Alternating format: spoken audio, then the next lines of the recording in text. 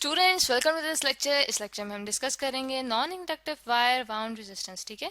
यानी कि हमारे पास कोई ऐसे रेजिस्टेंस हो जिसमें वायर ऐसे वाइंड की जाए कि वो नॉन इंडक्टिव बन जाए, यानी कि उसके अंदर कोई भी इंडक्शन ना हो किसी ईएमएफ की। ठीक है, अब इस तरह की रेजिस्टेंस हमें कहाँ पे काम आती है? जैसे कि हम देख चुके हैं कि जो ब्रिज सर्किट्स होते हैं वो ऐसे सर्किट्स होते हैं हमारे पास जो कि एक अननोन रेजिस्टेंस को फाइंड आउट करने के काम आते हैं। ठीक है, तो यहाँ पे जैसे कि मैं एक ब्रिज सर्किट को ड्रॉ कर रही हूँ। ठीक है, जैसे कि आप देख सकते हैं कि यहाँ पे दो रेजिस्टेंस बनाई हैं, ये इसके थर्ड रेजिस्टेंस है और ये हमारे पास फोर्थ रेजिस्टेंस है और ये आगे सर्किट हमारे पास कंप्लीट हो गया। ठीक है, तो ये हम कह देते हैं ये हमारे पास R1 है, ये हमारे पास R2 है, R3 और R4 और यहाँ पे दो पॉइंट्स के दरम्यान में हमारे पास गैल्वेनोमीटर G मौजूद है। ठीक है, अब होता क्या है कि जब इस सर्किट में से करंट फ्लो करेगा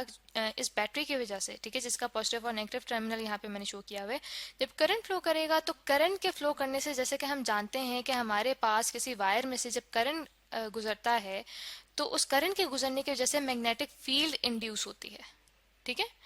एक मैग्नेटिक फील्ड, जैसे कि यहाँ पे आप देख सकते हैं कि सर्कुलर उसका पाथ है मैग्नेटिक फील्ड का और मैग्नेटिक फील्ड इंड्यूस हो रही है करंट के पास होने की वजह से। अब होता यह है कि जब हमारे पास करंट पास हो रहा है, वो करंट अगर अपनी वैल्यू चेंज करता है, ठीक है, यानी कि जो करंट फ्लो कर रहा है उसकी वैल्यू चेंज होती है, तो मैग्नेटिक फील्ड भी चेंज होगी। जब मैग्नेटिक फील्ड चेंज होगी, ठीक है, उसकी वैल्यू में कमी बेशी आएगी, तो उसकी जैसे ईएमएफ इंड्यूस होगा और जो ईएमएफ इंड्यूस होगा वो ऐसा ईएमएफ होगा जो कि अप्लाइड ईएमएफ के ऑपोजिट होगा, यानी कि उसे रोकने की कोशिश करेगा। तो ये जो हमारे पास ईएमएफ इंड्यूस हुआ इसे कहते हैं बैक ईएमएफ। ठीक है, और इस बैक ईएमएफ की वजह से होता है क्या है कि जो हमारे पास ये गैल्वेनोमीटर है, गैल्वेनोमीटर अपनी ठीक जो डिफ्लेक्शन है वो नहीं देगा। ठीक है, क्योंकि हमारे पास एक बैक ईएमएफ प्रोड्यूस हुआ जिसकी वजह से जो करंट है उसकी वैल्यू हमारे पास ठीक शो नहीं होगी गैल्वेनोमीटर में। अब इस चीज को रोकने के लिए non inductive wire wound resistance को यूज किया जाता है, यानी कि एक ऐसी रेजिस्टेंस जिसमें वायर को मुख्तलिफ तरीके से वाइंड किया जाता है। तो स्टूडेंट्स यहाँ पे एक मैं पिक जो है वो इंसर्ट कर रही हूँ जिसमें आप देख सकते हैं कि जो वायर है पहले एक सिंगल टर्न्स में हमारे पास लिपटी हुई है। ठीक है, तो अगर उसी वायर को हम दोबारा इस तरह से लपेटें कि एक वायर के साथ दूसरी वायर भी आ रही हो, तो होगा क्या कि जब इस वायर में से करंट गुजरेगा, ठीक है, तो उस करंट के गुजरने की वजह से मैग्नेटिक फील्ड प्रोड्यूस होगी। ठीक है, मैग्नेटिक फील्ड उसमें एक डायरेक्शन में अगर प्रोड्यूस हो रही है तो उसके साथ जो दूसरी वायर आ रही है उसमें से करंट उसके ऑपोजिट डायरेक्शन में होगा। ठीक है, अब यहाँ पे इस तरह करते हैं, ड्रॉ कर लेते हैं ताकि हमें मजीद क्लियर हो जाए कि अगर करंट हमारे पास वायर में से इस डायरेक्शन में गुजर रहा है, ठीक है, तो जब हम उसे दोबारा लपेटेंगे उसके ऑपोजिट डायरेक्शन में तो करंट पिछले वाले करंट के मुकाबले में दूसरी डायरेक्शन में हो जाएगा। तो यूं क्या होगा कि हमारे पास जो अगर मैग्नेटिक फील्ड जो प्रोड्यूस हो रही है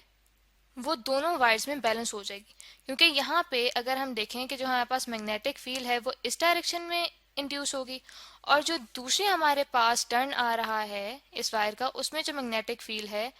वो इस डायरेक्शन में इंड्यूस होगी। ठीक है, यानी कि क्लॉकवाइज। तो होगा क्या कि जो दोनों हमारे पास मैग्नेटिक फील्ड्स हैं वो एक दूसरे का इफेक्ट कैंसिल आउट कर देंगी, जिसकी वजह से हमारे पास जो मैग्नेटिक फील्ड है वो न्यूट्रलाइज हो जाएगी।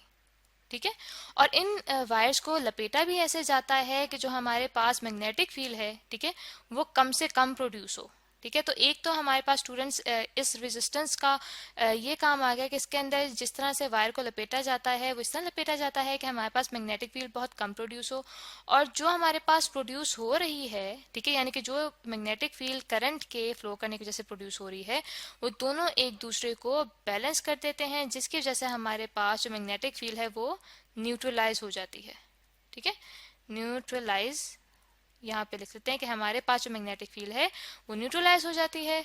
तो इसीलिए कि अगर हमारे पास जो करंट आई है वो चेंज होगा भी अगर, तो हमारे पास जो सेल्फ इंडक्टेंस एल है वो प्रोड्यूस नहीं होगी। ठीक है, तो इसीलिए इस तरह के जो हमारे पास रेजिस्टेंसेस होती हैं वो यूज फिर की जाती हैं व्हीटस्टोन ब्रिज में, ताकि हमारे पास जो गैल्वेनोमीटर में रीडिंग्स हैं वो बिल्कुल सही से आए। तो आई होप स्टूडेंट्स के आपको समझ आ गया होगा कि non inductive wire wound resistances कैसे बनाई जाती हैं और उनका काम कैसे लिया जाता है।